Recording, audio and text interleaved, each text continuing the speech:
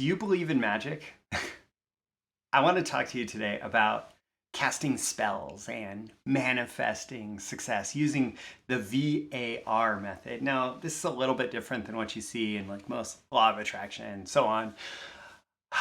And it's not magic, and I don't think that it's magic, but it can sure feel like it sometimes. I mean, the other day I got a call from Gary Bensavinga, who for a long time has been one of my biggest heroes in the copywriting and marketing world. And he left a voicemail. I didn't realize it was his number, didn't realize it was him calling. He left his voicemail, and one thing that he wanted to say in the voicemail, it was just a little bit of customer service regarding his BTMSinsiders subscription. The second thing that he wanted to do was actually refer one of his friends to me for copywriting related work. And these things can just drop in your lap, and they happen when you follow something akin to my VAR method. So let's talk about that today. These are the proven direct response marketing, copywriting, and entrepreneurship success strategies you can use today to write your own ticket and create the life you want. I am Roy Furr, and this is Breakthrough Marketing Secrets. Now, here's today's breakthrough. All right. Before we get started, the first link in the description is to Training Your Subconscious Success Mechanism. It is relevant training to today's episode. I won't spend too much time talking about it now. Let's dive into casting spells and manifesting success. I want to start with this. Everything that humans have ever created in the world started as a vision in someone's head. Everything that humans have ever created in the world started as a vision in someone's head. Someone made it up. Someone made up New York City and skyscrapers. Someone made up nuclear energy. Someone made up the idea that we could go to the moon. Someone made up the idea that they could build some massive business. Every problem that's ever been solved was at one point an unsolved, and we'll put this in air quotes, unsolvable problem, right? How do you take the energy of the wind and turn it into something that could power a car, right? That's not something that was solvable at one point, right? But today we have wind turbines that store energy in batteries that can be transmitted through the electrical grid, that can be plugged into a car that has its own battery and way to store energy. And that car can be driven using the energy of the wind. Every problem that's ever been solved was at one point an unsolved and unsolvable problem. The key is that someone somewhere decided to do something. Someone somewhere decided to do something about it. Someone decided to solve the problem. Someone decided to create the thing. It started as an idea. And importantly, this is a word that I really think about a lot in connection with this. It started as an idea and an intention. There was intention behind it. They intended to make this thing real. That intention put into words is what we can call a spell, right? If you think, and honestly, like it's honestly not that different from what most people would call, or what some people would call a prayer, right? Set an intention for something you want to be true, and you say it in words. And the difference between a spell and a prayer may be based on whatever your belief system calls it, right? And I probably offended a bunch of people there. Oh well, be offended. The whole point here is that you put ideas, you put intentions into words, and you speak those words. And it may sound magical, and maybe it kind of is, but it can also be a very practical way to get what you want in life, to lead the life you want to live, to create the things you want to create, whether that's entrepreneurial success, or it could be anything. It could be relationships. It could be better health. It could be lots of different things. And just because you say it, and that's something we're going to talk about in just a second, just because you say it does not necessarily make it true. the key is practical manifestation, right? So let's talk about the VAR method for practical manifestation. So VAR stands for vision, action, reality. Vision, action, reality. And so it's not just magical thinking. It's not just saying, oh, I'm going to say these words. I'm going to say these words and they're going to come true. Like I'm going to say I'm a billionaire and I'm going to go to bed and I'm going to wake up a billionaire. It's not just magic thinking, right? It's about defining that intention, about making it up and making it real. And this is the big reason why a lot of people who follow law of attraction and that general school of thought really struggle and end up feeling bad about themselves, because law of attraction is effectively hoping for a lottery win, right? It's like, I'm going to buy this lottery ticket and I'm going to hope that I wake up with $400 million tomorrow, right? Because my numbers got drawn and it's complete luck of the draw and statistically just ridiculous improbability. You're way more likely to get struck by lightning than to win the lottery, right? But the law of attraction, that thinking where it's just like, I can say this thing and it's going to become real, that's essentially hoping for a lottery win. It can happen, and then you hear some stories about this person that hoped for this and whatever, right? But practical manifestation, like, this is entrepreneurship. This is value creation. This is doing things in the world and having things come to you because of the actions that you're taking. And that's what you get with the VAR method. So let's break down the 3 different steps: vision, action, and reality. So vision, let's talk about how to cast your spell. And this, I actually do pull a lot from like Neville Goddard and other law of attraction teachers, right? This is where we start, because this is about coming up with those crazy ideas that could change the world, coming up with those intentions that are going to make whatever you wish to be true actually true. And across the board, what seems to work best, and this is people who, well, I'll just say across the board, what seems to work best is creating a present state vision for what you wish to be true. So this is not, I want to eventually become a millionaire sometime in the future, right? It is, I am a millionaire and my business is incredibly successful at generating wealth for me consistently. And through time, I know that $1 million is just the beginning, because I've unlocked the key to wealth creation through adding value to the marketplace. I don't know, that just came off the top of my head, right? But it's about that present state vision. It's what you want to be true, but spoken as if it is already true. And write it down in now terms. I have an idea that's been floating around in my head. I have something that I would like to create in the world that's far bigger than anything that I'm doing right now. And I've hesitated for a long time to actually do something along these lines.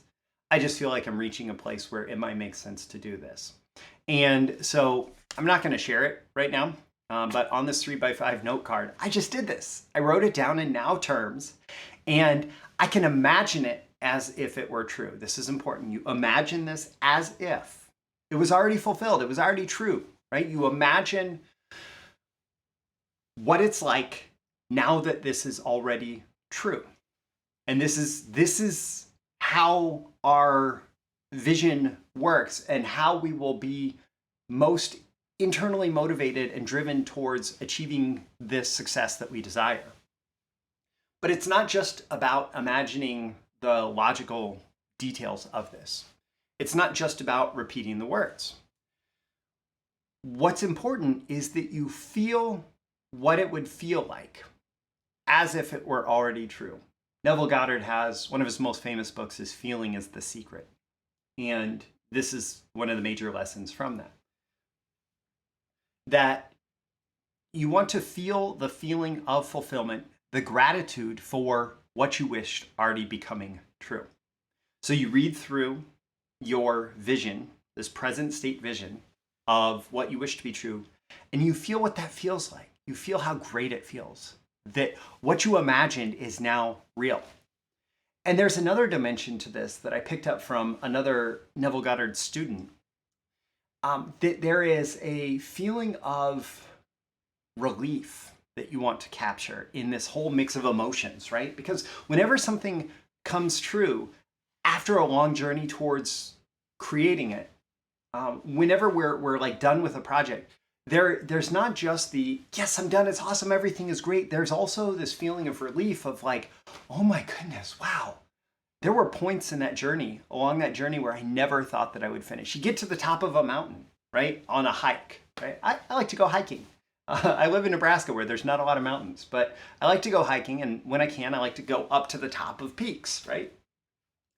And it's not just about like, hey, I'm at the top of the peak, it's awesome. It's like along the way, there were some difficult things that I had to go through. And there were times where I wanted to give up and just turn around and walk back down before I ever got to the top. But there's this feeling of relief of getting to the top, of like, whew, I did it, I stuck with it, it was awesome. There were times where I didn't think I was gonna stick with it, but I did. And wow, this is incredible, right?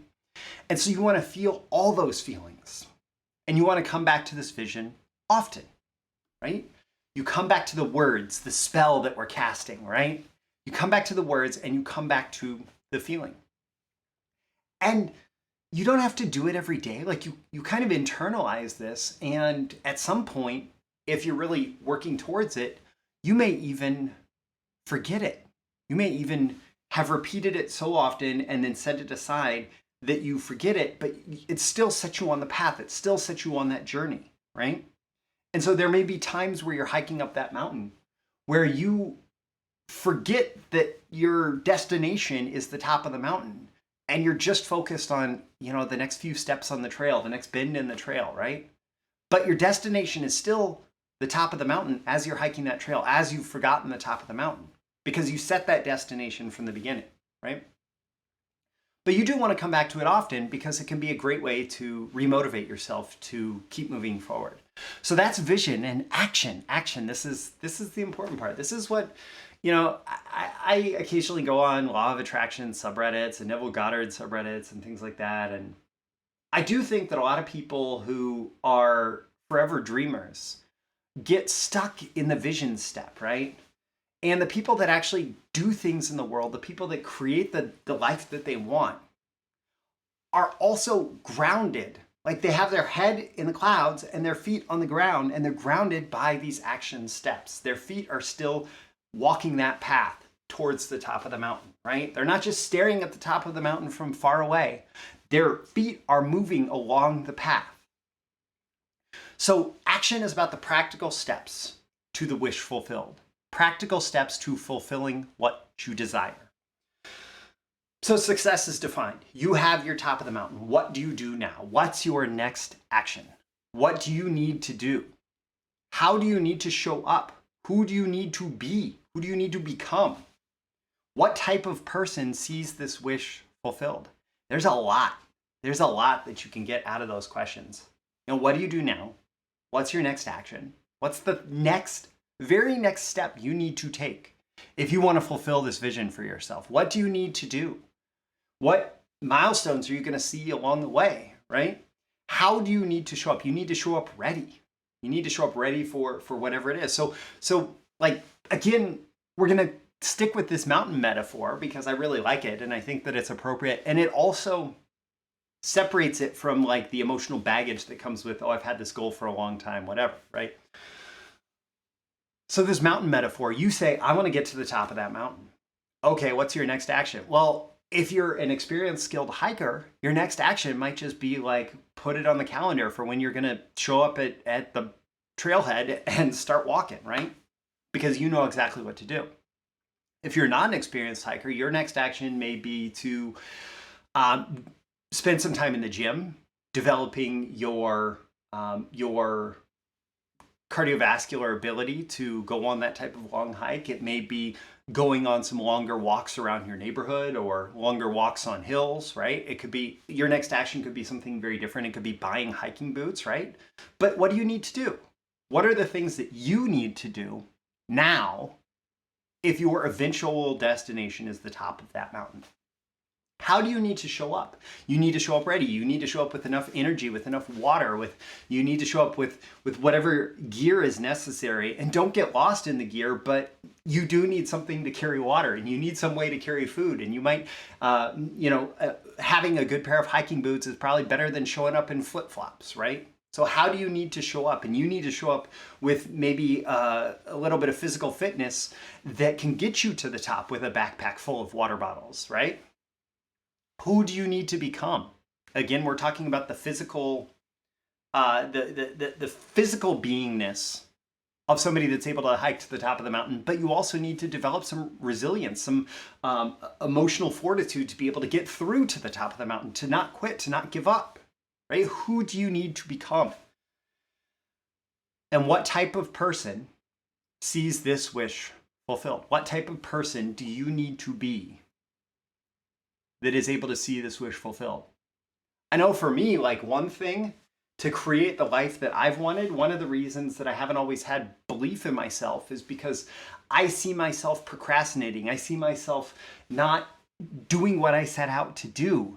And I worry that if I create something bigger where more people are reliant on me, like what's going to happen then, right? And so there's been this process of personal growth, of becoming the type of person who sees the wish fulfilled prior to really setting myself on that path so I don't blow it all up when I'm 10% of the way there, right? And if this is something big, what little steps can you take now? Like the journey of 1,000 miles starts with a single step. You need to take the next step and the next step and the next step and the next step. So if I want to build some big business, if I have some big vision for the thing that I want to create, I can't go from like zero to the big business. I can't go from zero to some business that's doing $100 million, $1 billion, whatever, right? There needs to be steps along the way. So it could be just launching the first offer in that business and proving market traction for that first offer.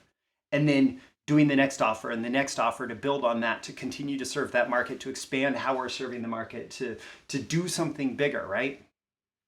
And so this big business is only created by doing the little things, by passing the first milestones, by taking the first steps.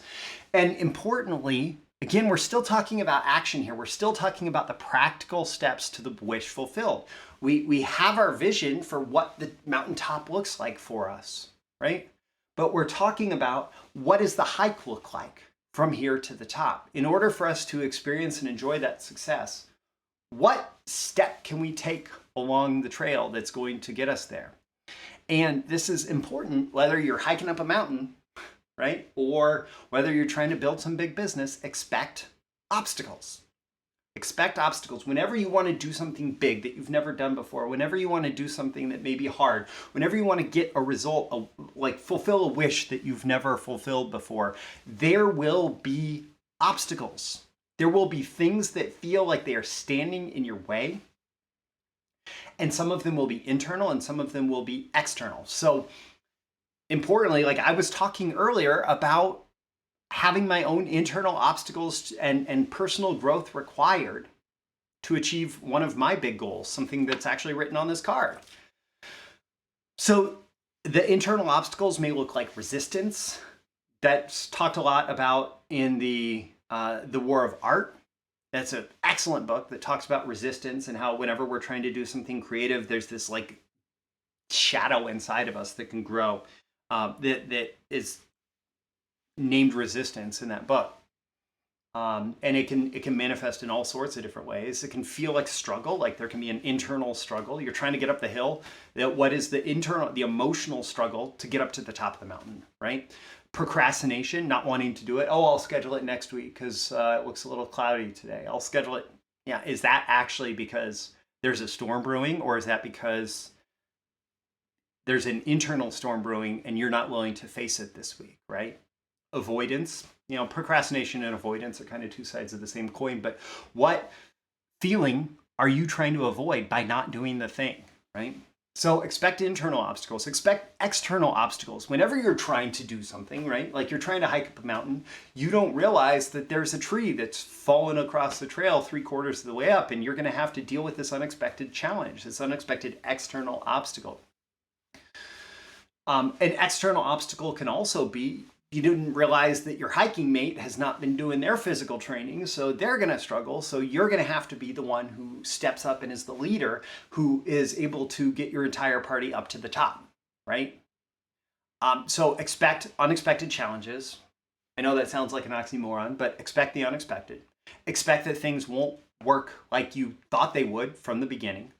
Expect multiple failures before success. Expect, especially in business, especially in marketing, right? You're going to try and create something new in the world. Expect to fail. What are you going to do when your big idea that you love fails? Is that the end of your journey? I've known startups where they didn't have a contingency plan. They just spent years creating this thing, hoping that it would work. And then when it didn't work, boom, the business is out of business, right? Versus entrepreneurs who say, I'm going to find a way to serve this market, and I have some pretty strong ideas for how it's going to happen. But what I'm going to do is I'm going to adopt a plan of testing where I'm going to test for what is going to be effective, right? I'm going to test these things, and some of them are going to fail. And that's fine because I know what I'm going to do. If thing 1 fails, I'm going to try thing 2, and then thing 3, thing 4. And I know that even if I get to my list of failures, if I still have the resources and the energy, I'm going to make up new things that might fail until I find the thing that succeeds, right? So you got to expect those external obstacles. And importantly, before we get to reality, we talked about vision, we talked about action. And I talked about what type of person sees this wish fulfilled consistently across the board. A lot of people who are just stuck in that staring at the top of the mountain state, they don't have this trait. People who actually go out and create things, achieve things, get the things that they want, fulfill their desires, they become the type of person, you can become the type of person who is resilient in the face of obstacles. I talked about internal obstacles. I talked about external obstacles. Become resilient in the face of obstacles in service of your greater intention, your greater plan, your greater wish, your greater desire that you want to see fulfilled. Knowing this is part of why we do that feeling of relief in the beginning, right? Because we feel the relief of having made it to the end despite all the obstacles that we had to face along the way, despite all the things that went wrong as we were trying to make it go right. We have that feeling of relief because we knew resilience was required. And we did it. We did it. Awesome, right? So be the type of person who is resilient in the face of obstacles, who comes back and continues to take the next step and the next step and the next step. Now let's talk about reality, right? We wanted to shortcut the process. We wanted to say magical vision, reality, right? And so much of what I see in the law of attraction world is like, oh, if you haven't gotten the reality yet, just keep believing. No, I'm sorry. Like, yes, the believing is important, but you can't just believe that you're going to make it to the top of the mountain. You can't just sit at the bottom of the mountain and say, I'm going to be up there someday. And then the next day, I'm going to be up there someday. And the next day, I'm going to be up there someday. And you never get off your couch. You can't do that. You can't do that. So vision, action, reality. Now, here's the cool thing about reality. You tend to attract success beyond your expectations. So I'll return to that call from Gary Bensavenga before we're done here. But some kind of crazy things happen when you're the type of person who has visions, who has these intentions, who puts them in front of you, and then who takes action towards whatever you want. Success comes to you beyond your expectations. Now, as we're going through this, as we are in pursuit of whatever our vision was, whatever our intention was, it is very easy to get caught up in, I'm not there yet. I'm not to the top of the mountain. I'm not to the top of the mountain. I'm not to the top of the mountain. And when you do that, there is an emotional weight. It's like you're adding weight to your backpack. You're adding, every time you say, I'm not to the top of the mountain yet, you're adding weight to the backpack.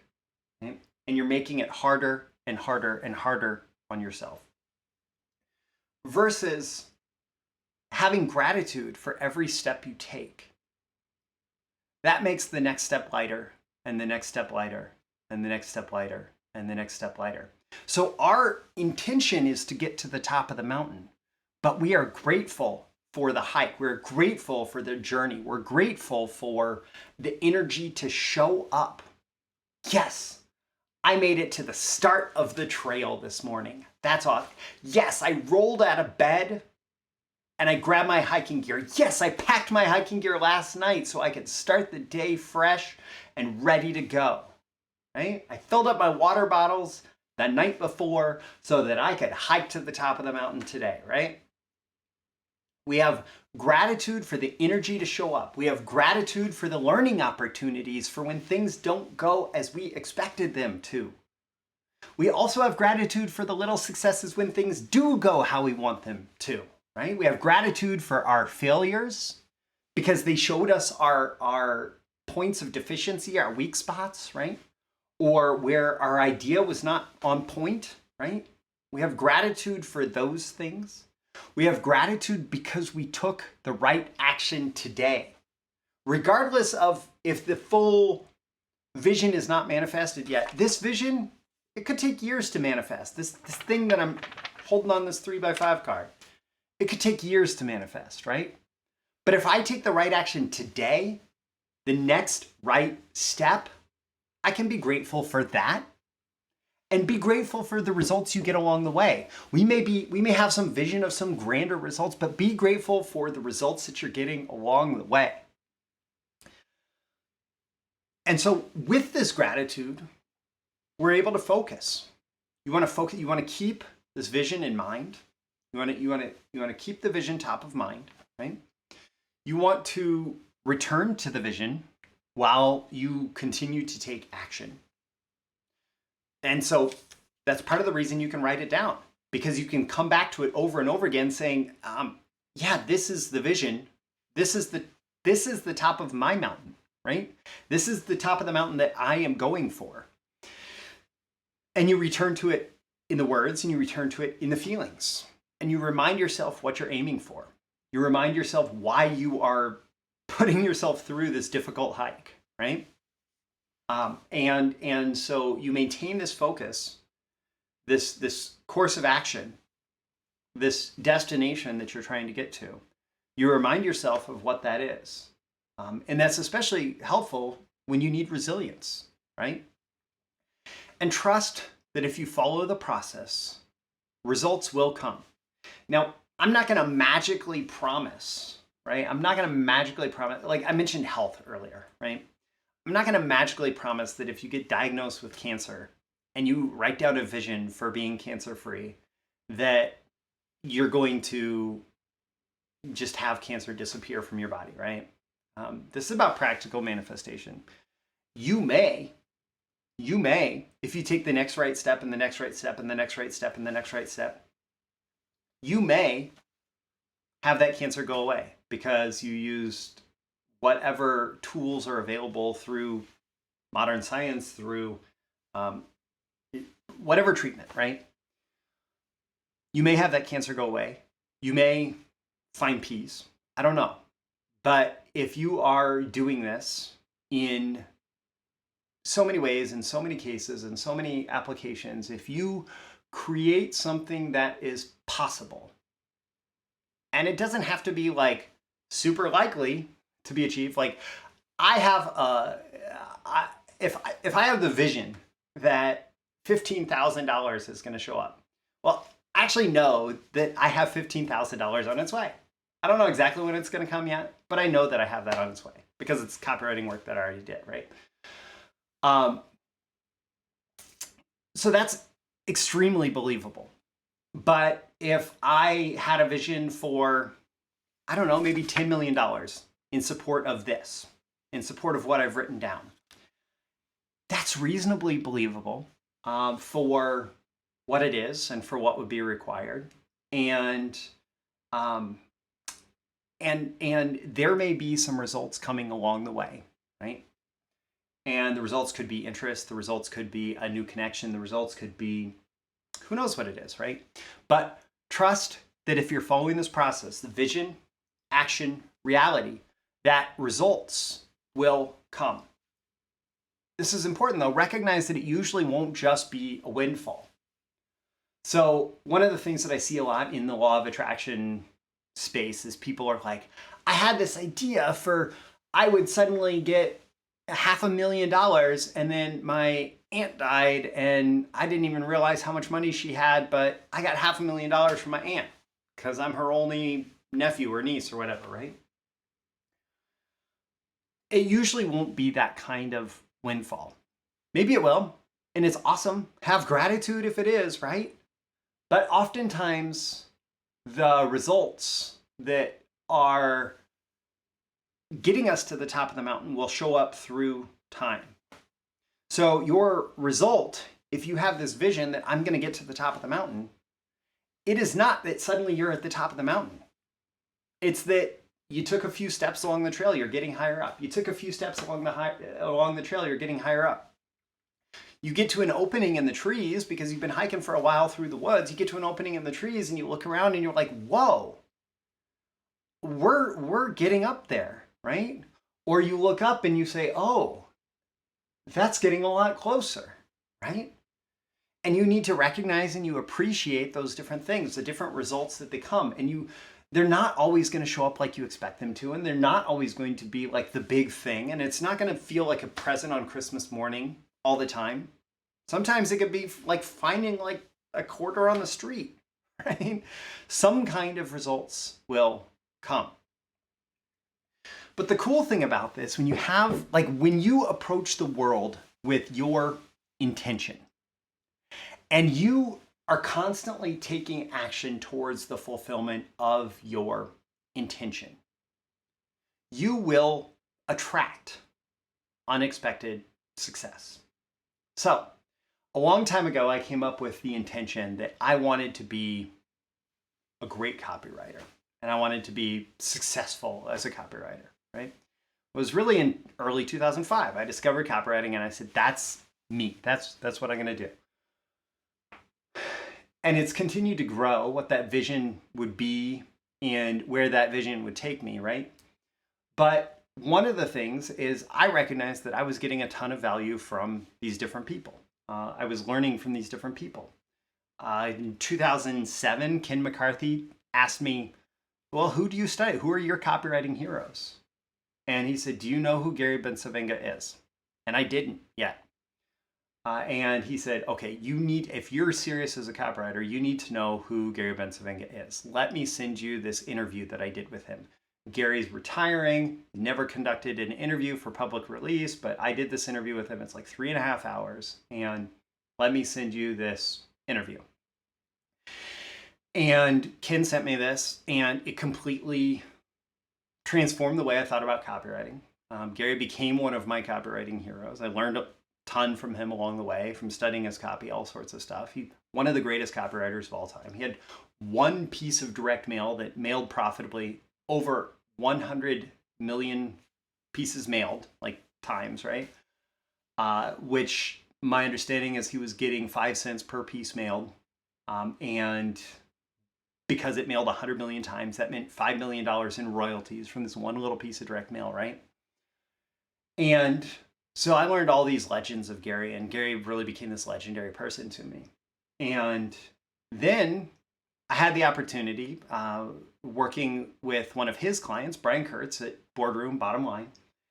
I had the opportunity to write a promotion for a seminar where Gary was speaking at it. And then I got to meet Gary, and I got to talk to Gary, and I got a wonderful testimonial for the sales letter I wrote from Gary.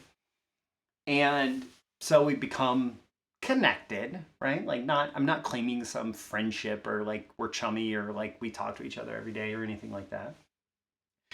Then comes back around and Gary becomes one of my customers, and he goes through my BTMS Insiders training library and becomes a member there, and tells me that he gets value out of my training. And like it's this crazy full circle thing where he's researching some of the stuff that I teach, or he's going through some of the stuff that I teach, right? And when you're doing this, surprising results will occur. It's like you're telling the world you're ready for success. So Gary had to call for a customer service issue the other day, and he left this voicemail, and he said, there's a second thing that I want to talk to you about. A friend of mine is a celebrity speaker. He wants copy for some of his very high-end clients, and I was wondering if I could refer you to him. Now, I actually know this friend. I've been connected with him off and on. But it's just this incredible thing where the more you're putting yourself out there, the more you're creating these visions and intentions for what you want to see true in your world, and the more you're taking the actions to make them come true, the more synchronicities like this will come up, and the more results will be attracted to you, even when they're not the specific thing that you were going after. And so if you follow this VAR process for practical manifestation, if you're willing to cast spells and manifest your success, you may be surprised at what starts to happen and how quickly it can happen. And that's my big takeaway for you at the end of this. I would encourage you, if this has been valuable to you, if you're interested in going deeper, my Training Your Subconscious Success mechanism is not 100% parallel with this episode, but it's very much in alignment with it, and it reflects different layers of thinking that all contribute to this total success. And it's the first link in the description, Training Your Subconscious Success Mechanism. It is available through that BTMS Insiders training library, which is like Netflix for copywriting and marketing training. So you pay one low monthly fee, you get instant streaming access to everything.